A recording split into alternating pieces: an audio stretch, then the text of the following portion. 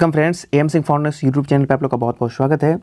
आज का वीडियो खास है बीपीएससी के स्टूडेंट के लिए जो 64वीं का एग्जाम दे चुके हैं, 65वीं का एग्जाम देने वाले हैं और 66वीं का वेट कर रहे हैं। तीनों के लिए बहुत ही खास है। तो बिना वक्त गवाए हुए वीडियो को शुरू करते हैं। देखिए, आज आप लोग के सामने जो एक पेपर कटिंग है दैनिक जागरण का, ये पटना का एडिशन है और 22/4/2020 यानी कि आज की तारीख का ही ये पेपर कटिंग है। इसका हेडिंग ये है कि बीपीएससी 64वीं का मई में रिजल्ट मूल्यांकन शुरू। तो पहले हम लोग इस पेपर के न्यूज़ को पढ़ते हैं, फिर इसका विश्लेषण करेंगे।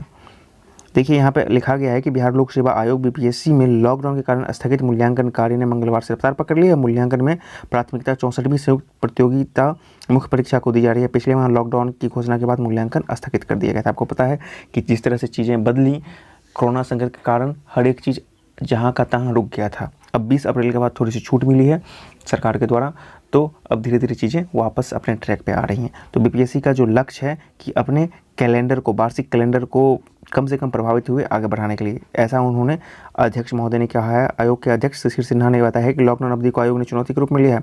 वार्षिक कैलेंडर कम से कम प्रभावित हो, इसके लिए कई स्तर पर प्रारंभ किए गए हैं। मई के अंतिम सप्ताह तक 64वीं मुख्य परीक्षा का रिजल्ट जारी कर देने का लक्ष्य रखा गया है। ये देखिए, बहुत बड़ी बात है। यदि चीज़ें सामान्य रहती हैं तो 64वीं का जो मेंस का रिजल्ट होगा वो मई लास्ट तक आ जाएगा। तो ये सबसे बड़ी बात है इस पूरे न्यूज़ का कि 64वीं का जो मेंस का रिजल्ट वो सब कुछ सामान्य रहने की स्थिति में मई के लास्ट में आ जाने की बिल्कुल संभावना है। 64वीं की बात होगी। अब 65वीं की भी बात देख लीजिए।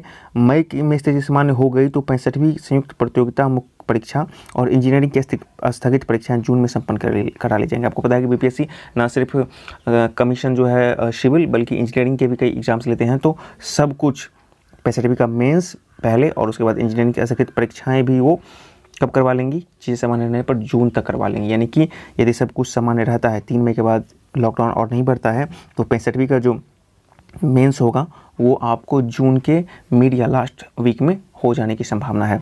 अब देखिए, 64वीं के बारे में कहा गया है कि ये 1395 सीट के लिए 19,000 से अधिक अभ्यर्थी शामिल होती है। 64वीं की मेंस की बात हो रही थी। 64वीं का रिजल्ट मई लास्ट, 65वीं का मेंस जून लास्ट। अब 66वीं की बात हम लोग कर लेते हैं।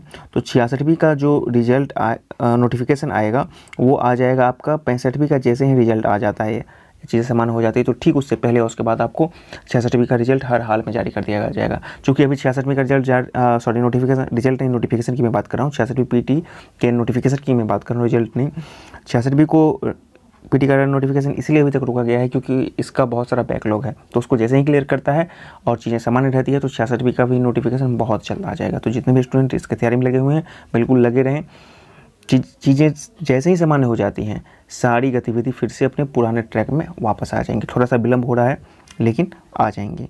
तो आज की वीडियो में इतना ही था। उम्मीद है कि वीडियो आपको और जानकारी आपको पसंद आया होगा। तो एक साथ 64वीं, 65वीं और 66वीं तीनों के स्टूडेंट के लिए ये न्यूज़ खास था। चैनल पे नए हैं तो चैनल को सब्सक्राइब करना ना भूलें, क्योंकि जनरल कंपटीशन से संबंधित कई जानकारी हम लोग इस चैनल पर लगातार अपलोड करते रहते हैं। वीडियो देखने के लिए बहुत बहुत धन्यवाद।